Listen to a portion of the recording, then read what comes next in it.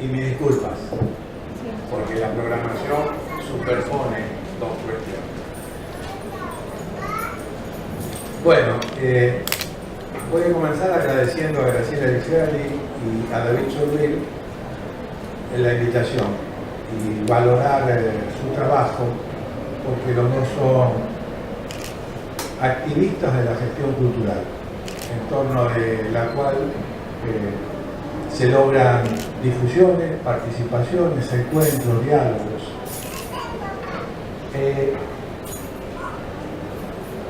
En principio también, además de agradecerle la presencia a ustedes, quiero agradecer la presencia de Nilda Barba y María Claudia Otsubo, de quienes conozco su obra. Conozco más su obra de la que los conozco a ellos. Y también quiero pasar un aviso, no siempre pasa avisos, ya está tan acostumbrado.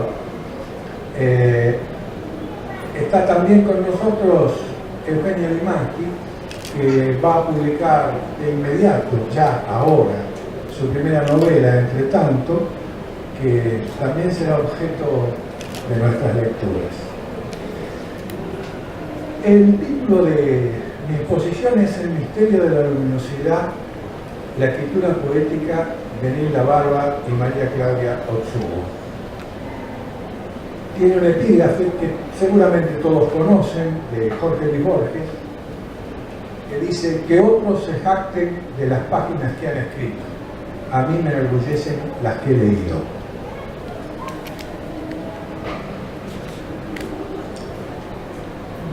Voy a invertir los términos del título de la ponencia y voy a comenzar por la segunda parte. El territorio de escritura de Barba y Otsubo es muy extenso. Las dos han publicado varios libros y yo me voy a concentrar exclusivamente en los últimos libros de poemas. En el caso de Nilda Barba, Como seda por la boca, publicado en el 2015, El final del pasillo, del 2016, y básicamente Espejismos viajeros sin eternidad, del 2018. De María Claudia Otsubo, Respiración involuntaria, publicado en el 2016, y Diminuto verde en el 2018. Aquí también haré centro, núcleo en Diminuto verde. La lectura es una cuestión de óptica, de luz. Casi se podría decir que es una dimensión de la física. La imagen poética es como un cuerpo sólido e incandescente, irrumpiendo de pronto en el vacío. Esa irrupción deslumbra la mirada. Las poéticas se acercan porque exploran territorios diversos, pero tienen zonas de coincidencia. Comparten un mismo gesto de tratamiento de las palabras, de la consolidación de reverberaciones tonales, en la construcción de la página como campo de posibilidades, del exorcismo de cualquier relación verbal unívoca e irreversible, lo que abre camino a un incalculable abanico de perspectivas de sentido. ¿Acaso solo la literatura, y en ese espacio de manera extrema la palabra poética, exhibe desaforadamente el divorcio permanente entre el lenguaje y el mundo? Para Barba y Otsubo, la poesía es una utopía que busca iluminar esa diferencia, tender puentes de sentido. La lectura insistente y migratoria de Espejismos y de Diminuto verde me ha llevado a imaginar una configuración que me permita simular los juegos de sentido de los poemas. Un dispositivo que disponga las páginas unas sobre otras, transformando el blanco en laminillas transparentes, de modo que mi mirada se trame con la letra impresa en enlazamientos nostálgicamente cómplices de un Kama Sutra de lectura, en los que la travesía de mi mirada y el cuerpo extendido de la letra impresa se interpreten sin retóricas de clausura. Siempre y cuando hablo de clausura me refiero a la clausura del sentido. Cada uno de los poemas dispuestos sobre su laminilla transparente diagrama con mi mirada un conjunto multilineal. Las marcas siguen direcciones diferentes, forman procesos siempre en desequilibrio y diseñan acercamientos y puntos de fuga. Cada trazo aparece quebrado y sometido a figuraciones diversas de inserción. Ya se bifurcan, ya se ahorquillan, ya se imbrican y desfloran. La suma en perspectiva de las laminillas sobre las que se imprimen conjuntamente las derivas de la letra impresa con la confabulación de mi mirada, en modo alguno poseen contornos definitivos, sino que aparecen como cadenas variables relacionadas entre sí. Esas cadenas dan a leer, por una parte, líneas gruesas de sedimentación, de insistencia, de repetición, y por otra, líneas de fractura, de corte, de suspensión. La piel de la mirada se desliza por la rugosidad sin límite de los injertos. Laberinto interminable de la confabulación que la mano y el ojo tejen y traman sin clausura y sin destino. Esa forma de lectura anuncia desde el principio una correspondencia en torno de los títulos. Tanto espejismo como diminuto verde son figuras metafóricas de lo visual.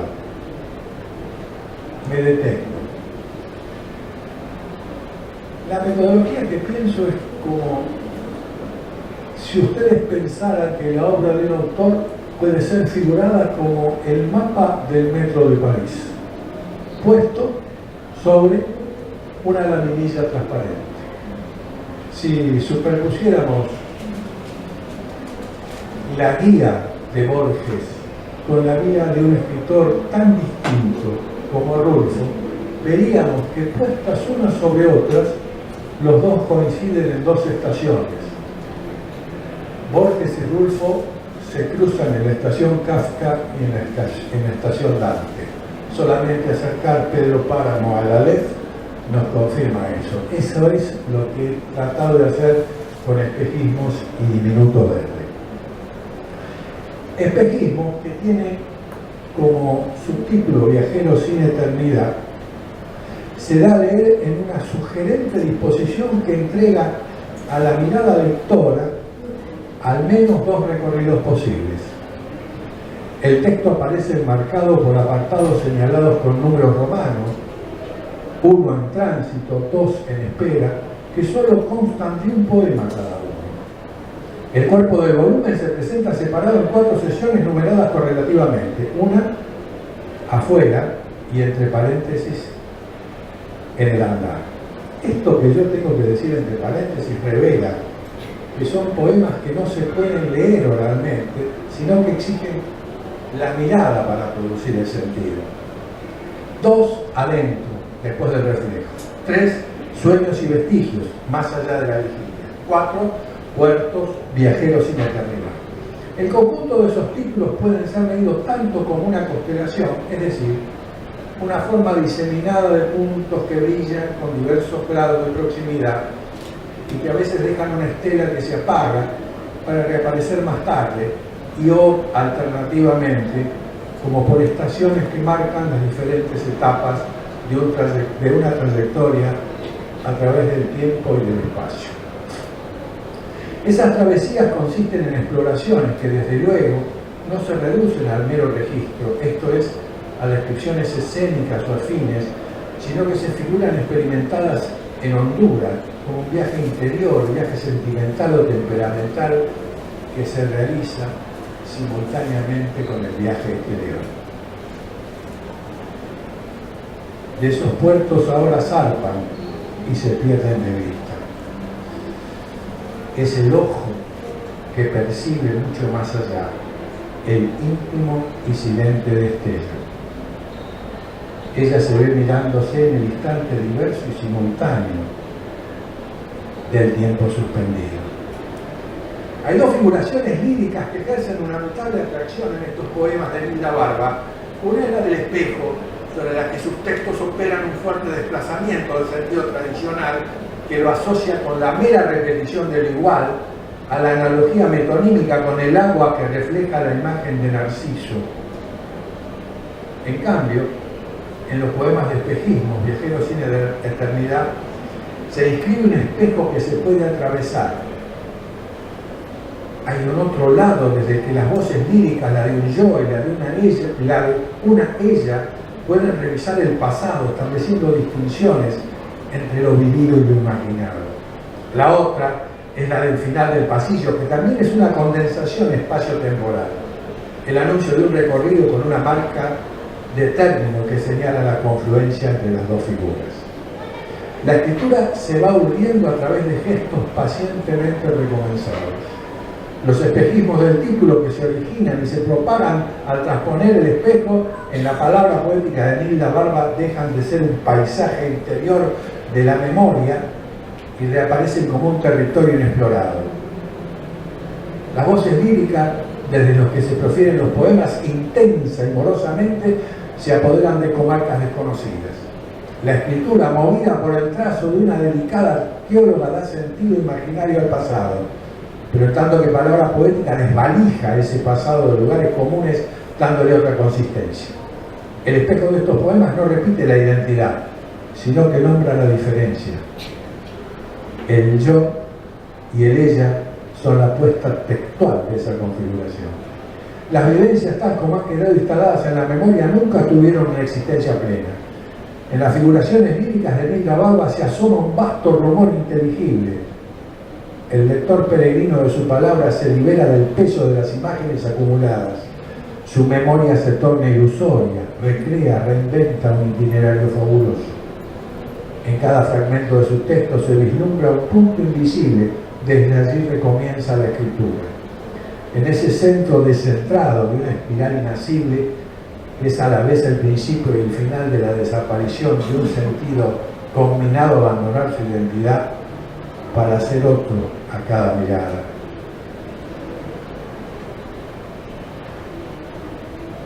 Hay un espejo, hay un abrir los ojos a explorar las propias marcas interiores escondidas en el cuerpo. Al final del pasillo, otra vez el espejo. Nilda, además, ha publicado un libro de lecturas de la obra de Héctor Angeli. Encuentros y lecturas se llama. Lo señalo como condición de cercanía. Lo mismo voy a hacer ahora cuando haga un repaso de la poética del Minuto Verde, porque también ahí hay una voluntad de lectura vinculada a la luz. El Minuto Verde de Claudia Otsubo se da a leer separado en 4 secciones: Alidabal, poemas de Inbasaí, A ellas y Diminuto Verde. En Otsubo hay una urdimbre desde la que emergen las imágenes poéticas. La sensualidad de las voces líricas se asienta tanto en la visión como en el tacto. En ese entrecruzamiento he leído los poemas del Minuto Verde. Las voces líricas inscriben el tacto en una suerte de visibilidad posible, o sus posibilidades de mirada son el tacto. En el tacto hay una percepción del cuerpo externo y la sensibilidad del propio cuerpo que es percibido. En cambio, en la visión, el ojo que mira no aparece a sí mismo en la percepción. Contradiciendo estas observaciones sobre esa distinción, en Diminuto Verde, las voces líricas que dicen los poemas figuran las miradas como contactos y no como ejercicios de visión. Las miradas perciben como si estuvieran tocando lo que ven. El cuerpo percibido entra en relación inmediata con el cuerpo que percibe. ¿Ves esta gota que de mis manos se desliza? Ya la mano se estira, su espalda frente a mis ojos es un lienzo, y por él deslizar quisiera palabras o trazos, tal vez una caricia que evoque el instante irrepetible. En los poemas de Otsubo los cuerpos se nombran desnudos. En la mañana te desnudas por completo. Hoy no se ha abierto la ventana aquella y es un ojo ciego la pared desnuda. Esa desnudez se ofrece al encuentro. Esa exposición de los cuerpos alienta la caricia. Un manto eterno se despliega como una caricia. La caricia es una aproximación sin fin. Esa aproximación que enfrenta las superficies tiene vocación de profundidad, ajena a todo ejercicio de dominio. Otsubo inventa miradas que se tocan, una mirada tacto precisa que haya una firme renuncia a la apropiación, a la dominación. Su escritura toca mientras ve para permitir que el otro surja en toda su diversidad. No hay dominio, hay comunidad. En uno de los textos de Claudia que suelen aparecer, ya sea en Metaliteratura, ya sea en su página, que son muy difíciles de situar desde el punto de vista genérico, lo que les otorga relevancia. Dice, por lo tanto, hay en la lectura también una instancia de búsqueda, casi detectivesca. Una indagación que parte de una impresión que ya no necesariamente se ve como crítico. Ese pararse frente a la escritura, la propia y la de otro, y tener la posibilidad, por ese ejercicio, de poner en movimiento nuestra biblioteca, de reconocer las marcas o las huellas que anteceden al propio texto que tenemos entre la mano, es lo que le da infinitud al acto literario. En otros ejemplos, la nueva palabra escrita se roza con la anterior sin señalamientos aparentes. Quizá por eso se sigue escribiendo. Cuando como una luz se enciende para el lector esta pista de otra lectura, se produce una pausa interior que detiene el andar del ojo sobre la línea. Es entonces cuando el texto hace hondura. Ocurre también con la música, con la pintura, con el arte, ocurre en la literatura, y la intertextualidad habla de su maravillosa infinitud. Fin de cita. Es posible pensar la luz como metáfora del lenguaje, así entendida como claridad virtual y donante de la visibilidad. Significa la apertura a una semiosis ilimitada de los sentidos, no por la imposición de una plenitud presente, sino por el despliegue de múltiples e incalculables sentidos posibles. De este modo nos encontramos en relación con la luminosidad del sentido, que no es una claridad ya dada, sino que se halla en una vinculación tan esencial como problemática con la oscuridad. El horizonte hace indecidibles el infinito y la nada. El horizonte al que me refiero no está concebido a partir de objetos y nuestra actividad de representarlos, sino como una condición fundamental de la producción de sentidos. Iluminamos el mundo con los sentidos que produce el lenguaje, pero la luz no proviene de otra fuente. El lugar abierto, el espacio iluminado, nunca se configura como un escenario inmóvil cuyo telón se encuentra levantado. La posibilidad jamás garantizada de captar con el sentido un fragmento del mundo se funda en la imposibilidad de abrazar la totalidad de la semiosis. La ilegibilidad no es lo opuesto a la legibilidad. La ilegibilidad libera los innumerables despliegues de la legibilidad. Con esto lo que quiero decir es que cuando enfrentamos un texto poético, es imposible que nosotros tengamos ni siquiera la pretensión de captar algún número posible de sentidos. Son ilimitados. El texto poético es ilegible en sí mismo porque nunca se termina de leer. Por lo tanto, siempre la legibilidad es fragmentaria y es un momento. En esa ilegibilidad, los textos de Otsubo y de Barba se confabulan. Ahí es donde yo encontré la posibilidad de establecer un vínculo entre estas dos poéticas. La ilegibilidad libera los innumerables despliegues de la legibilidad. El impedimento de aprender el sentido como una cosa concreta y acabada es lo que deviene en insistencia indeterminada por la producción incesante del sentido. Lo iluminado en la apertura escénica supone por fuerza un fondo oscuro que nunca puede ser iluminado en toda su extensión. Esa luz queda unida por un vínculo esencial a la oscuridad. El sentido producido es figurado como un espacio abierto. El lenguaje hace lúcido el mundo. La extensión incesante de los sentidos abre el lugar humano a horizontes inestables, tejidos por la cópula indecisa y indivisa entre el infinito y la nada que asedian a los bordes. Así pensada, la metáfora de la luz tiene necesariamente dos complementos constitutivos. Por una parte, su envés solidario. El horizonte del lugar humano debe lidiar con la oscuridad.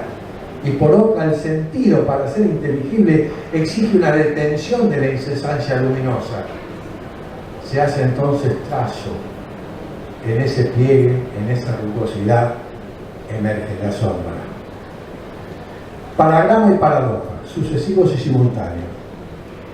La luminosidad del lenguaje, tendida hacia todas las direcciones imaginables, recorta el territorio humano del mundo, empuja lo inteligible hasta el abismo de la densa cerrazón, lo aparta de la oscuridad, pero en cada detención, en cada encrucijada, en cada injerto, la luz cambia hasta un grado de intensidad en el que la marca, la huella, el trazo son solo visibles como sombras de fugaz permanencia.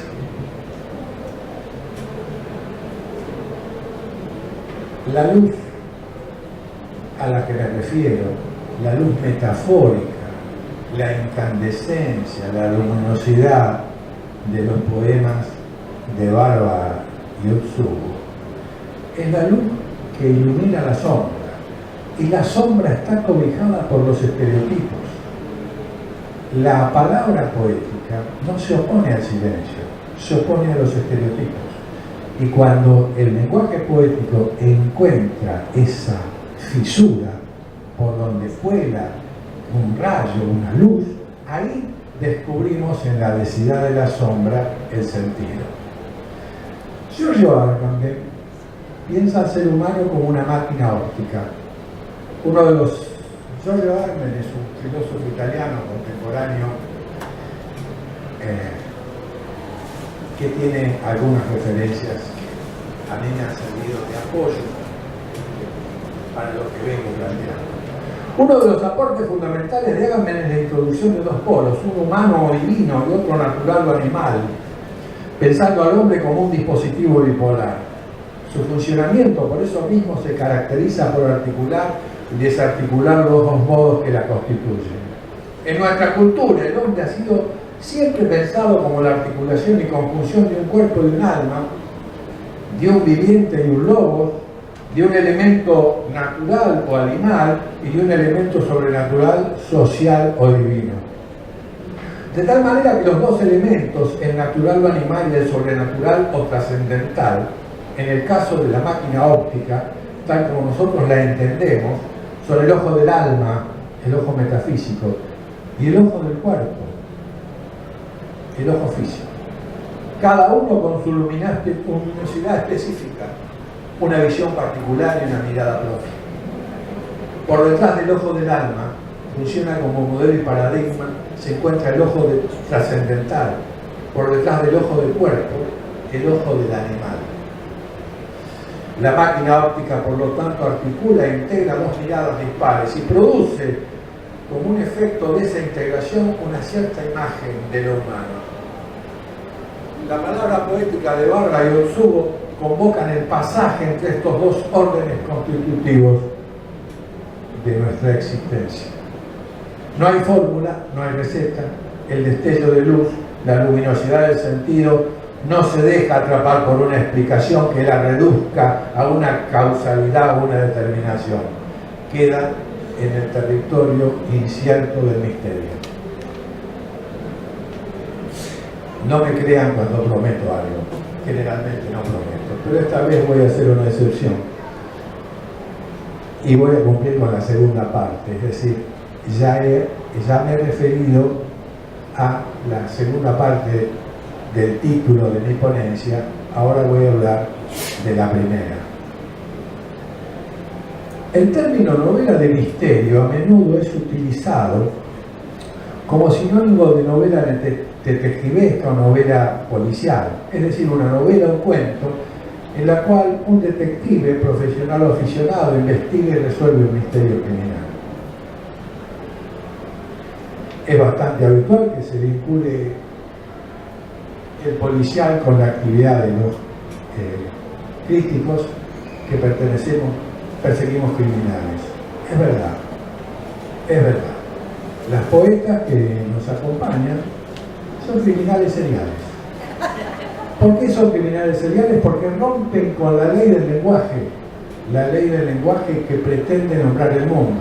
Entonces, en ese sentido hay misterio, pero también hay otro sentido. Misterio en el contexto teatral europeo designa una modalidad del drama religioso que en el medioevo ponía en escena pasajes de las Sagradas Escrituras. Por su carácter arcano, simbólico y mágico, los misterios medievales pueden considerarse herederos de los rituales celebrados en Eleusis, cerca de Atenas, en la Grecia clásica. Los misterios eleusinos eran ritos de iniciación anuales al culto de las diosas Demeter y Perséfone. Diosas gemelas representaban para los pueblos de la antigüedad los poderes de la naturaleza, su transformación y emergencia cíclica. Los misterios de Eleusis que celebraban a estas diosas eran ritos dionisíacos del pasaje destinados a personas adultas que proporcionaron un espacio sagrado para vivenciar nuevos estados de conciencia y una percepción del más allá de la vida. Viene en consonancia con Agamben, ¿no? El final es el principio, el misterio de la luminosidad. La escritura poética de Nilda Barba y María Claudia Ursugo no se deja explicar por el orden apolíneo, antes bien mi tentativa nietzscheana se sitúa en el plano de lo dionisíaco. Los mitos no existen por sí solos, están solo a la espera de ser encarnados. He recurrido a los ritos de Eleusis como la imagen metafórica para exponer la imposibilidad de la vía de explicación argumentativa para el destello que la palabra poética emite para iluminar las vastas zonas de oscuridad que los otros lenguajes dejan sin palabras. Ya la palabra imagen metafórica remite a lo visual.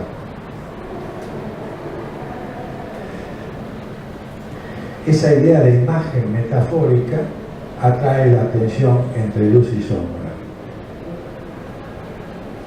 La incandescencia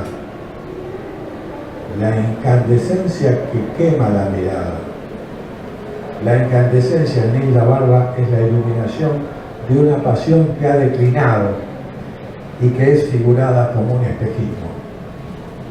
La incandescencia en María Claudia Ursugo se escribe en el diminuto verde de una mirada que se hace roce y tacto.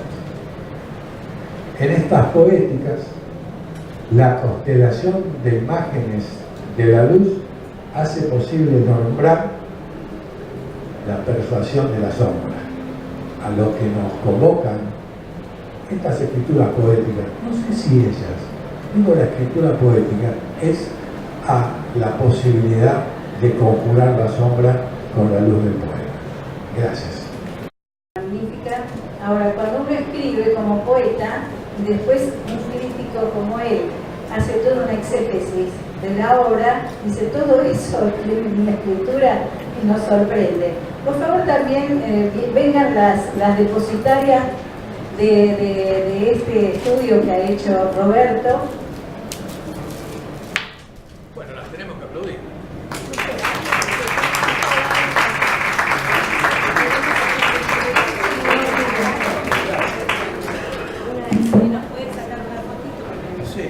Una cosita sola quiero agregar. Luego volver a pedir disculpas porque me tengo que ir. Y la otra es, recuerden esto, a un crítico, cuando le tiran un ladrillo, hace una pared. Y cuando le tiran un texto, hace una lectura. Si a vos te tiran un ladrillo, haces una pared. Y nosotros tenemos aquí, muchas veces al caminar por estas salas, como a veces uno tiene la idea que es una exposición de arquitectura.